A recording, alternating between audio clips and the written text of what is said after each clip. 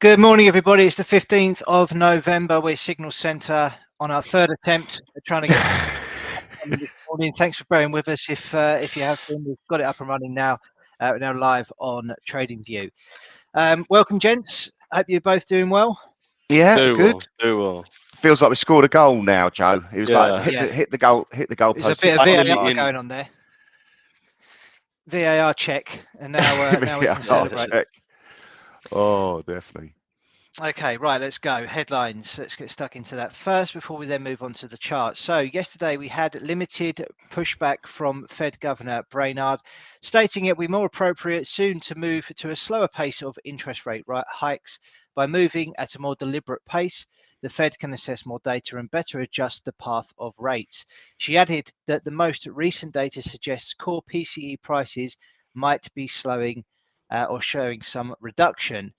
US inflation expectations, however, have increased. The latest New York survey recorded an increase in the one-year inflation expectations to 5.9% for October from a previous reading of 5.4%, and in September with three-year expectations at 3.1% from 2.9% previously. In terms of commentary coming out from the ECB, that's been fairly mixed. One councillor member stated that a tight monetary policy is needed to ensure that inflation does not become entrenched and must increase interest rates further. Although the council member added that it must not act too fast to unnecessarily exacerbate a downturn. The dollar rallies continue to be sold. The dollar stabilized over the past 24 hours, with the currency index securing a tentative recovery from 12-week lows. CFTC data recorded a decline in long non-commercial dollar positions to a 12-month low, limiting scope for further position adjustment. We've had some hawkish rhetoric out of the Swiss National Bank. Chairman Jordan reiterated that it was likely that the central bank would need to act again as inflation remains elevated. He added that there is a high probability that the bank will have to tighten policy again at the December meeting. This morning, we've had some jobs numbers out of the UK. The UK unemployment rate edged higher to 3.6% in 3 months to September from 3.5% previously, but there was a solid increase in employment for October. So that's it for the headlines. Let's get into the charts. Taff, I believe, sorry, Steve's going to kick us off with Bitcoin. Yeah, lovely. I'll dive into Bitcoin. Just a quick reminder of what we talked about on the weekly chart yesterday. The break below the support level, so this green support level, is going to turn a shade red or a shade pink on this chart. If we manage to sort of like stay below here. We closed below there on the weekly, that's Sunday night's close. And at next level of support, really, we've got an area of support between 13,850 and 12,000.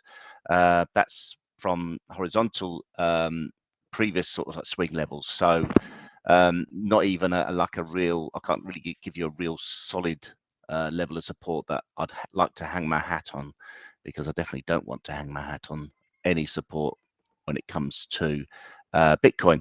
Now, on the short, we really dive into the shorter term chart as quickly as possible. But again, we see this this break lower, really a measured move for this formation we had, or this sideways energy that we had, is probably a move down to around about the 10,000 area, and we seem to be forming some sort of bearish flag, bearish pennant.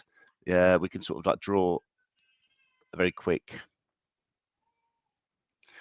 Let's not extend it right, and then we can sort of see that this is not really a very clear one, but it is a pennant. So we'll go with that at the moment. Price action really needs to get back above that 17,600 level. That, if you remember, was the swing low from the 18th of June. So that is key. After 17th of June, we really didn't get down below there and held in front there. So there was good support there. Now we're below that. That support now turns into resistance, so we have to get above it.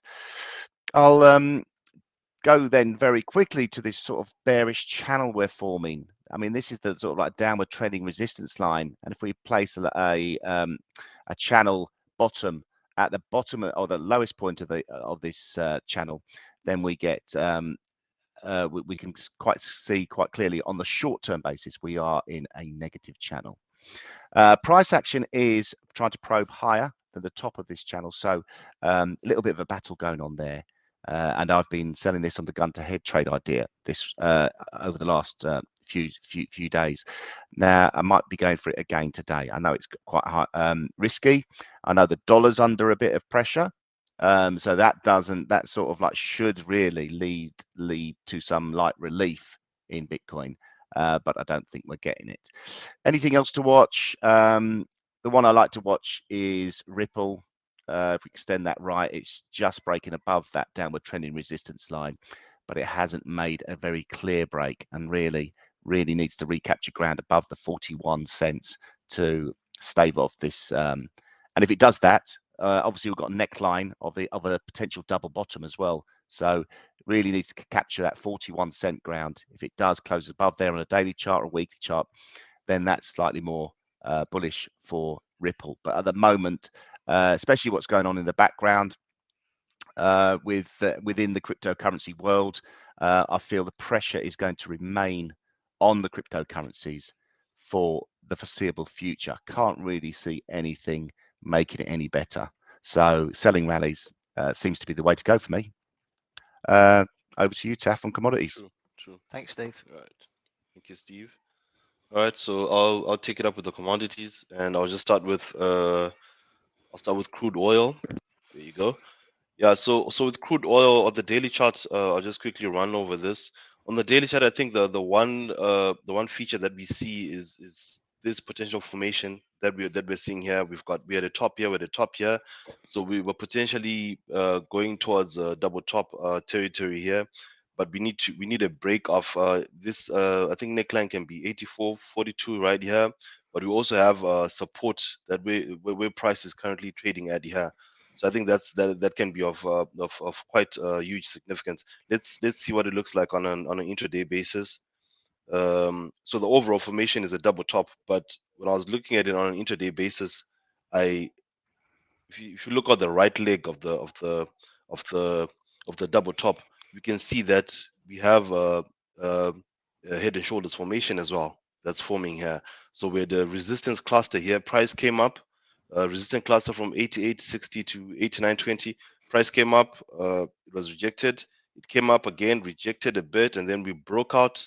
We broke out and went to the our resistance at 92.68, and then went back in, and then we tested it again, and then we came down. So for me, this is a shoulder, and then this can be a shoulder. If we measure from the distance from the head to the top, the peak, right down to our neckline, and then we take it down again there, we have a measured move target of around 76. And if you look at it again on a higher time frame, then that's also a completion of the double top. So intraday we have an inverse, the head and shoulders, and then on the daily chart we have a double top, and then they're all coinciding at the same measured move target, really. So it really doesn't look good for crude oil. And I'm a bull for crude oil, but you know the charts. When you look at the charts, you just do what the charts are telling you, and this looks pretty bearish for me. But if we on a micro level here, we price is playing at a support level. I think this is what 83.98 or 84 to around 84.50. This is the support level that price has to really overcome, so that we see a completion of that head and shoulders formation that we're seeing here. If the bulls are strong enough here, then they might just push price to the first resistance here, which is around 86.85, and we get some liquidity, and then we come back down again. So yeah, so the picture here that I'm seeing is looks pretty bearish, and I'll be looking to sell any rallies that we see today, especially on the backdrop of that daily candle that we had yesterday, which looked pretty bearish. Right, let's go to gold. Gold has been an outperformer, I think, on the commodities. Since we had this triple top here, this triple bottom, sorry. Since we had this triple bottom here, I think gold has just been on a bullish trajectory here, and we broke this. Supposedly this is the neckline resistance. I think 1672 to 1680. Although we overlapped here, but you can see that this was quite significant before, significant after. It looks better on the intraday. Let's see what it looks like. Yeah, there you go. There you go. So this was our triple top, right? we had a significant resistance here. We overlapped it, came back up, came down again, retested it here, and then tried to retest it, and then we just went right through it. And from there, it's been, I mean, this is what you want to call a parabolic rise here. We like huge impulse and then a bit of retracement, another impulse, a bit of retracement, another impulse, and we seem to be going higher. We're currently trading at resistance at 1780, and we are seeing a bit of rejection there. But then, because of the momentum that we have here, I would be, it would not be wise to short gold right now. I think the only place where the bears can potentially come in is if we hit this 1800 level, which is quite significant as well. So if you're going to short it, I would say you probably come in at 1800, which is my second resistance, and probably from there you could probably scrap off something, but it's still risky considering the bullish momentum that we're seeing coming from the triple bottom. Our first support level is at 1750. So if price comes down, if you get rejected at the first support at 1780, price comes down, then I'll be looking to buy any dips that I see on this first support level here, and hopefully to target my 1800 zone. I don't want to see price come down all the way to the second support here. I want price to just come and play on the first support, and then have that bullish momentum to go up again. So that's my view. I'm bullish on gold. If you're going to short it, then go to 1800. That's your best bet there. 1800 is actually a 200-day moving average as well. So another reason there you go. So to back it up. Yeah. So that can be quite significant. Yeah. So if you're going to short it, I think that's the best place to short it. But still, you need to be careful with your stop loss, because it's really been on a bullish rise. Right. Let's look at what Nat Gas is doing. Nat Gas looks a bit confused, really. It looks like it wants to go up and then it comes down. So we broke this medium-term trend line here. We broke this medium-term trend line here. We came all the way down here. We formed a base around the 535, 550 zone, and then from there, price went up. We tested this resistance zone at 7.16, and then from there we're going down. But then we can't seem to. We're not forming any lower lows here. Let's see what I'm talking about here on an intraday, right? Let's just try and study this. So we came all the way down here in this channel here, and then from there, price went all the way up. But like I'm saying, we're not forming any lower lows here. In fact, price is forming higher lows, and we have a trend line that's here. So for me, really, it's in the midst of this bearishness here. But for me, I think I would not short this. I would not look at this in a bearish view up until we break this zone here, this zone that I highlighted here, which is an intersection of the second support at 6 and the trend line that I drew here. So I think up until we break this with convincing momentum, then I would not be looking to short this. In actual fact, I'll be looking to take buys here right around this sweet spot zone here, this second support and at 6 and trend line, and possibly target my first resistance, which is the trend line, the medium term trend line that we see on the daily, stretching all the way back from January. So yeah, so we're currently at another support cluster here, and price could potentially break this, but I would not take much significance or make a trading position from this level here. I think this is the position that I'm looking at to take any longs. If price bounces here, then I'll take a long, put my stop loss right below this, and then possibly target my my first resistance, which is right around the 7.00 level. So yeah, so despite looking bearish, really, I'm not convinced that we're bearish yet up until we break that zone. So yeah, that's my take on Nat Gas there. Over to you, Joe. Thanks very much, Taff. So let's take a look at FX then. So dollar continues to sell off following the break of this top pattern, taking out support at 107.58, and we are moving lower towards this 38.2% Fibonacci level at 105.13. And then we have these swing lows from back in August at 104.63. So it doesn't really seem anything that's going to slow this down in the short term. So for me, that is the short-term target to look for on the dollar index, and then we'll wait and see what happens at that point. Maybe what we're in the process of doing is even forming a much larger top on the dollar index. Highly speculative to call it that at the moment, but something that I would want to keep in mind, maybe looking for a reaction around this kind of level, then a corrective move higher, which will eventually fail, potentially forming a right shoulder. But long way off from that happening at the moment. As it stands at the minute, it looks like selling rallies into 107.58 is probably the preferred strategy for now. We are seeing a number of other currencies starting to make some significant moves. Euro US dollar this morning is breaking out above resistance at 103.48. So that's really looking quite strong indeed. Obviously, this move really that started at the beginning of November has been very, very strong. We had a little bit of a stall just below this resistance yesterday, but we are pushing through it nicely at the moment. And again, I think the 38.2% fib level in this particular market is where I'd be targeting, and that comes in at 106.10. We've also got the measured move of this bottom pattern, which comes in at 106.52. So into this kind of region is where I'm expecting Euro US dollar to reach. So very much on the front foot and looking bullish for the time being. Obviously, what I'd like to see is a close above this level at 103.40 on the daily chart, and therefore I'd be a lot more happy to continue buying dips back towards that newly formed support at 103.40.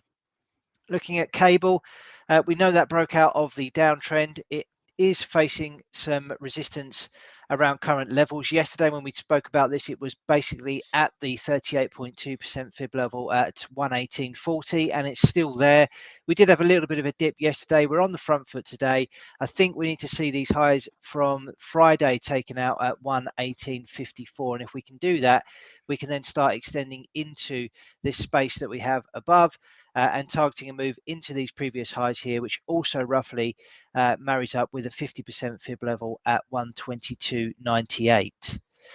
Looking at Aussie US dollar, really impressive breakout from an inverse head and shoulders pattern here. It did come up against resistance at 66.81, which we broke on Friday. We maintained price action above that level yesterday. We had a little bit of a dip down to retest the newly formed support, which worked, but now we're into a downtrend resistance line. So we need to see if the upside momentum can continue here and whether or not we can break out above that. The measured move of the head and shoulders pattern comes in at 68.69. So we're not too far away from that, but all in all, it looks pretty bullish, but we do have this downtrend resistance line to consider. Looking at US dollar versus the Canadian dollar, another kind of textbook breakdown here from head and shoulders top. We've got the measured move down here actually at 130.14, so still a way to go, probably halfway through the move of that at the moment, but we do have a 38.2% fib level yet again here, and that comes in at around 132.25. We've also got this previous swing high, which should now act as support from the 14th of July. So we're into that kind of level at the moment. Be interesting to see if we get a bit of consolidation here and then maybe a breakdown, maybe form some sort of continuation pattern, a flag or a pennant, and then that would confirm that we're likely to see a continuation lower towards this measured move target and the 50% Fibonacci retracement level. Dollar Swiss. So this is important. We are back to the swing lows that we posted on the 12th of August. Really been one-way traffic here. Very impulsive moves to the downside. We've taken out the measured move target of the double top. We've taken out the 50% fib level, and now we're approaching this previous swing low, which also marries up with this uptrend as well. So we've got this level at 93.70. That may provide some temporary support for the pair. If that breaks, then we need to start reassessing our downside targets. The 61.8% fib level at 92.87 comes into focus if this level breaks. Looking at dollar yen, bit of stabilization here following the breakdown that we saw on Thursday last week. We're into support at 139.38, seems to be holding for the time being. I think if we take out these lows that we posted on Friday at 138.45, then we can start looking for a move down to 135.58. Aside from dollar markets, there are a few other breakouts that I wanted to just bring into focus. This is Aussie Canadian dollar. So a big breakout of an ending wedge here, taking out resistance at 88.33 and really impulsive move to the upside. So that's looking pretty strong. I think that's a candidate for buying on dips if we get any. CAD CHF was quite interested. interesting to me as well. This level here had done a major job of providing support going all the way back to August 2021.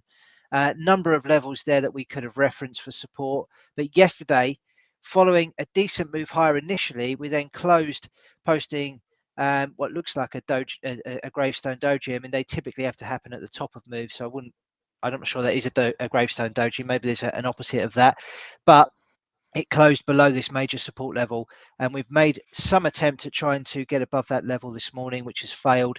So for me, that is a candidate for selling into rallies. Euro Oz was looking quite interesting as well. We've seen a breakout of a double bottom here, and it's still finding some support. So that could be a good candidate for a long.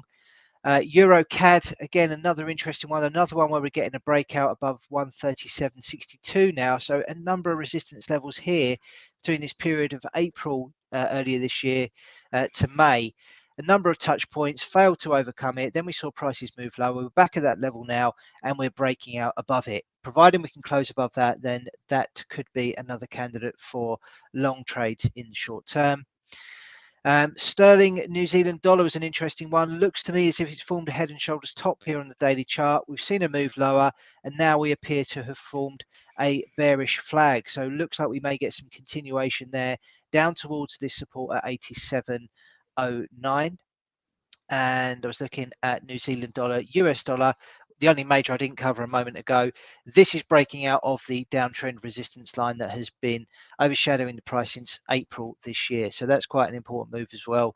Targeting a 38.2% resistance at 62.57. So lots of interest in these FX pairs. They are looking as though they are becoming a lot friendlier to trade, given that we've seen this breakdown in the US dollar. Steve, do you want to run us through some indices? Yeah, sure. I'm going to take a look at, first of all, the daily chart on the Dow.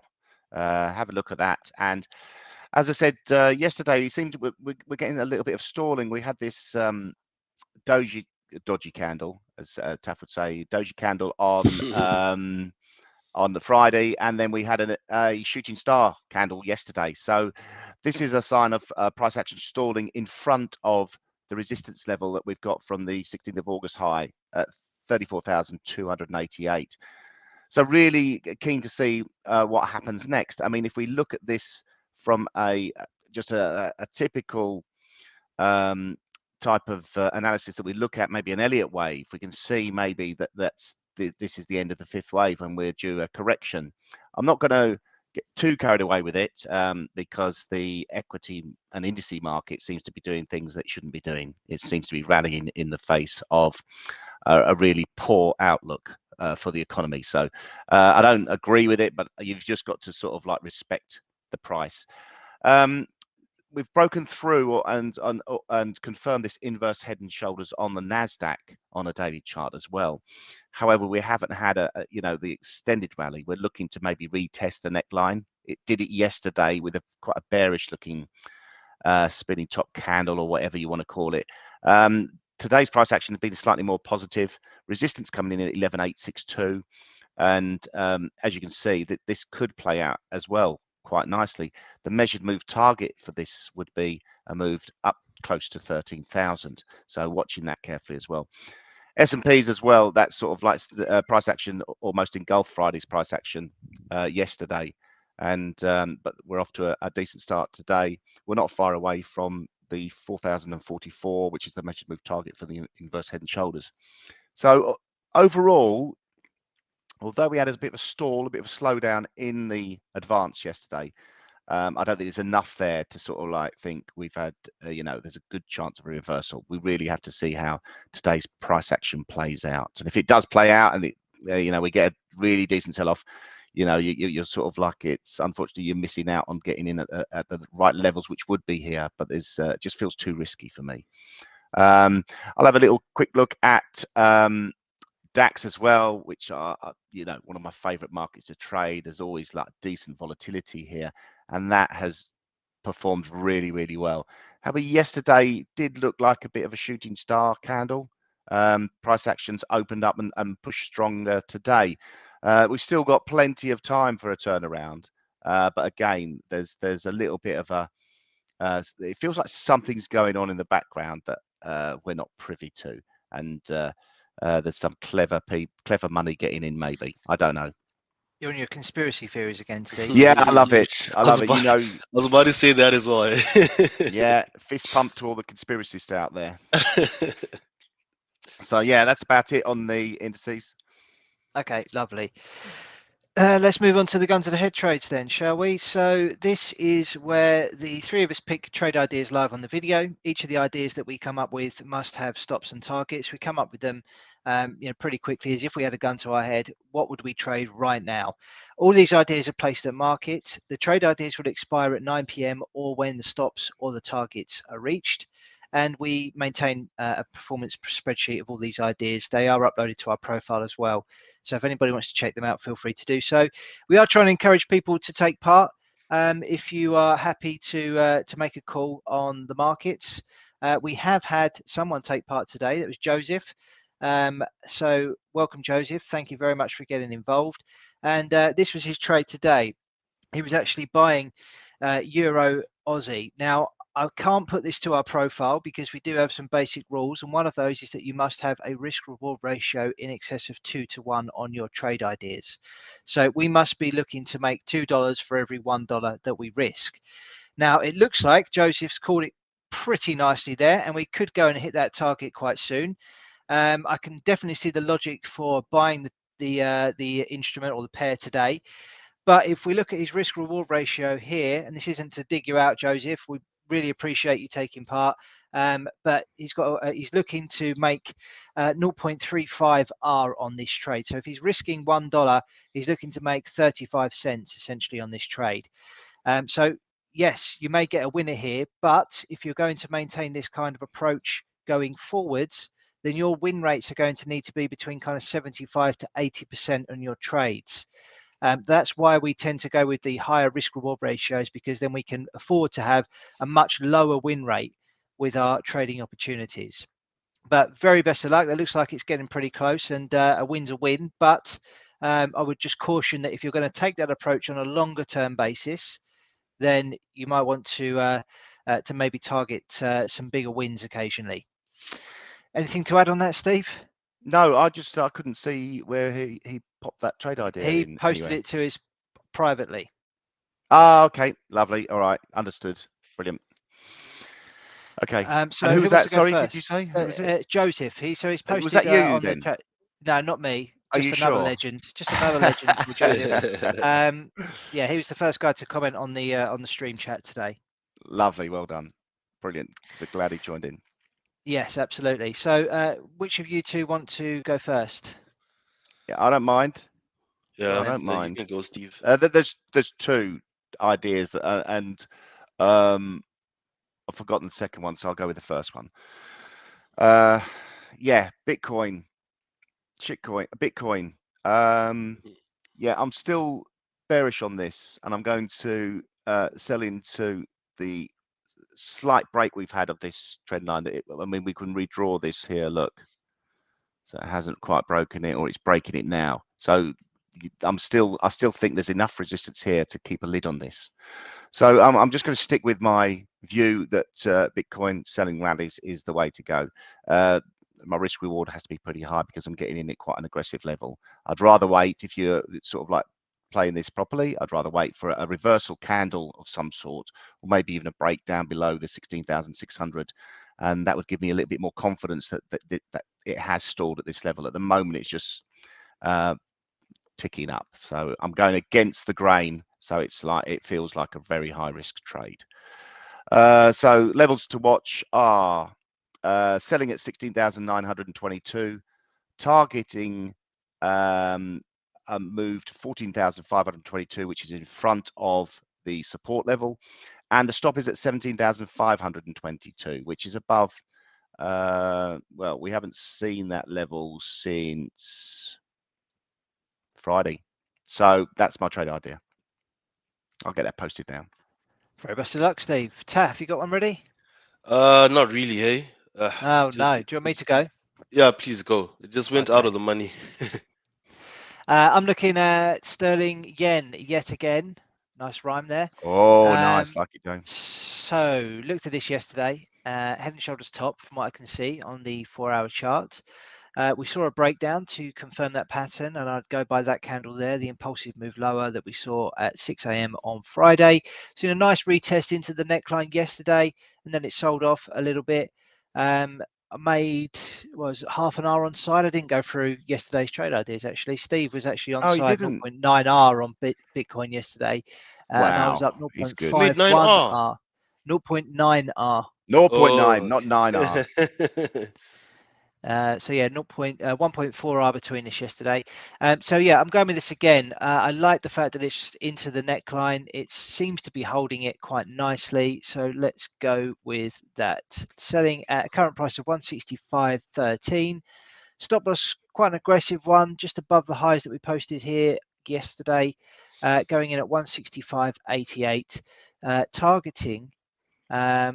I think the measured move of the head and shoulders top is what I was targeting. So let's go from the head to the neckline and project that lower. Yeah, it comes in at 158.02. So looking for 9.5R on that one today, just 9.5R.